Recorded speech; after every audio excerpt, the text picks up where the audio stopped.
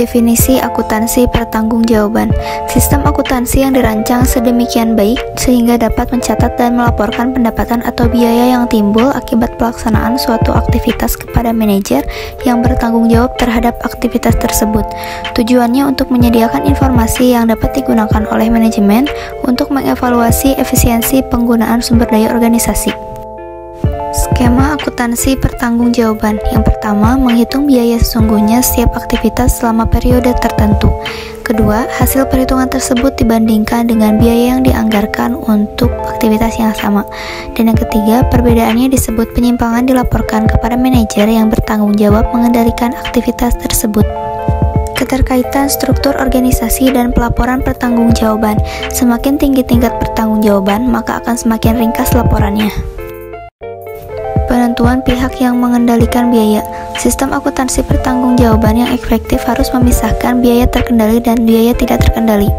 Asumsi dasar akuntansi pertanggungjawaban adalah individu yang berwenang mengendalikan aktivitas harus bertanggung jawab terhadap biaya yang timbul akibat pelaksanaan aktivitas tersebut.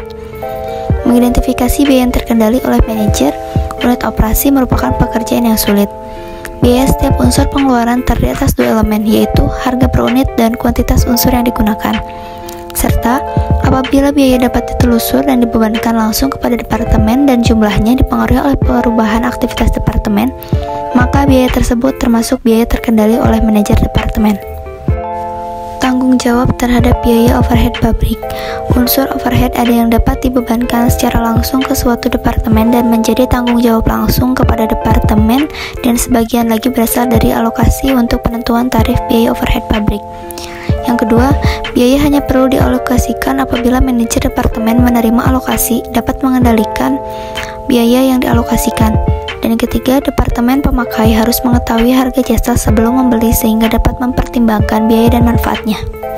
Tujuan utama laporan pertanggungjawaban: memotivasi individu mencapai kinerja yang tinggi dengan melaporkan efisiensi dan inefisiensi kepada manajer pusat pertanggungjawaban dan atasannya. Memberi informasi yang dapat membantu manajer pusat pertanggungjawaban untuk mengidentifikasi inefisiensi sehingga mereka dapat mengendalikan biaya lebih efisiensi. Karakteristik laporan pertanggungjawaban: sesuai struktur organisasi, konsisten, tepat waktu, terbit berkala, mudah dipahami, perincian memadai, data perbandingan, analita, aswatuan, unit dan mata uang. Analisis penyimpangan dan anggaran fleksibel. Tujuan utama akuntansi pertanggungjawaban sebagai pengendalian biaya. Perbandingan biaya aktual versus biaya yang dianggarkan. Menghubungkan apa yang terjadi versus apa yang direncanakan. Efisiensi biaya membandingkan biaya sesungguhnya versus biaya dianggarkan pada volume sesungguhnya atau anggaran fleksibel. Penyusunan anggaran fleksibel. Pertama, merumuskan formula setiap jenis biaya. Kedua, kemudian formula menunjukkan jumlah biaya tetap dan atau tarif biaya variabel. Ketiga, bagian variabel merupakan tarif biaya untuk setiap satu ukuran aktivitas. Keempat, tingkat aktivitas sesungguhnya dalam satu periode diketahui. Kelima, formula tersebut untuk mengetahui biaya dianggarkan pada tingkat aktivitas yang sesungguhnya dicapai pada periode itu. Dan yang keenam, anggaran yang disesuaikan dengan tingkat aktivitas sesungguhnya anggaran fleksibel. Penyimpangan pada pengeluaran. Perbedaan antara biaya sesungguhnya versus biaya dianggarkan pada aktivitas yang sesungguhnya. Kemudian penyimpangan kapasitas penganggur. Perbedaan biaya dianggarkan pada aktivitas sesungguhnya dibandingkan dengan biaya yang dibebankan ke produk yang dihasilkan selama satu periode. Akuntansi pertanggungjawaban pendekatan alternatif. Akuntansi pertanggungjawaban sebagai alat evaluasi merupakan perkembangan logis manajemen gaya otokratis. Manajer bertugas mengarahkan sehingga harus terampil dan berwawasan luas untuk pengambilan keputusan. Kemudian gaya manajemen partisipatif, manajer dan karyawan bertanggung jawab sama sebagai anggota tim, manajer sebagai fasilitator dan direktur. Pergeseran perkenaan dari kinerja individual menjadi kinerja tim menimbulkan pertanyaan mengenai kegunaan akuntansi pertanggungjawaban sebagai dasar untuk mengevaluasi kinerja manajer. Perilaku disfungsional manajer.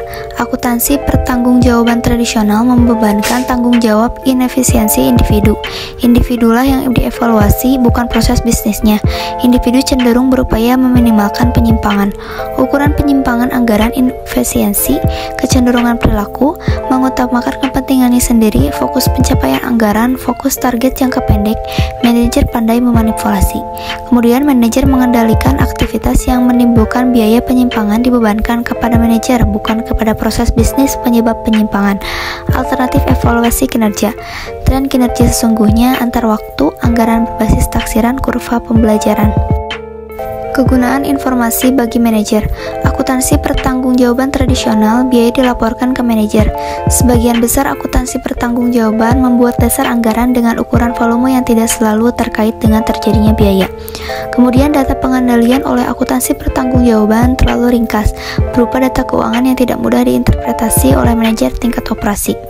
Kemudian penyimpangan pengeluaran tidak memberikan informasi yang mampu membantu manajer mengidentifikasi penyebabnya. Dan alternatif solusi, perhitungan biaya dan akuntansi pertanggungjawaban berbasis aktivitas.